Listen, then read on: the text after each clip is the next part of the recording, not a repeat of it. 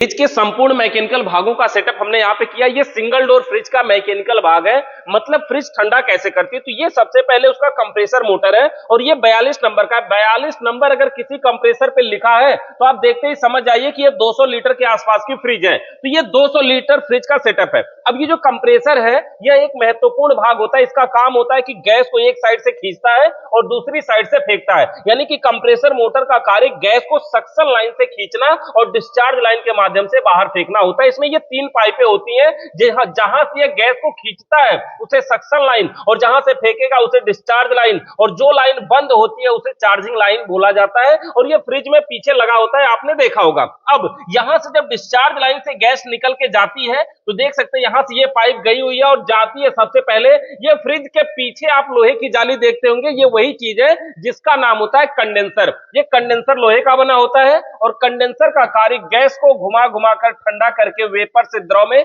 यानी भाप को पानी बनाना होता है। ये जो कंडेंसर होता है ये लोहे का बना होता है और कंडेंसर के द्वारा किया गया कार्य कंडेंसेशन कहलाता है, यानी कंडेंसेशन यानी वेपर से द्रव यानी भाप को पानी बनाना। उसके बाद यहां से गैस निकल के आती है। अगला पार्ट हमारा है फिल्टर, और इस फिल्टर का कार्य होता है रेफ्रिजरेंट को छानकर शुद्ध करना। ये जो फिल्टर है ड्रायर फिल्टर है, कॉपर का बना होता है। इसमें सिलिकॉन की गोलियां होती हैं जो नमी को अवशोषित करती है, और नमी को सोखने के बाद भी जैसे फ्रिज में इस फिल्टर का लगना महत्वपूर्ण नहीं है। वैसे अगर फिल्टर नहीं भी होता तो भी ये सही काम करता, तो भी ये कूलिंग करता, लेकिन फिल्टर सुरक्षा के लिए लगाया जाता है। इसलिए लगाना जरूरी है क्योंकि ये कंडेंसर गैस को वेपर से द्रव में भाप को पानी बनाता है, और लोहे में अगर पानी घूमेगा तो जंग लगेगा, जंग झड़ेगा तो कहीं इकट्ठा होगा और अगली पाइप कहीं जाम हो जाएगी, ब्लॉक हो जाएगी, गैस का बहाव रुक जाएगा, उसे बोलेंगे कि चोक हो जाएगा। इसलिए इसमें यह फिल्टर जरूरी है। फिल्टर के बाद अगला पार्ट निकल के जाता है कैपिलरी ट्यूब। कैपिलरी ट्यूब का कार्य होता है रेफ्रिजरेंट के प्रेशर को कंट्रोल करना,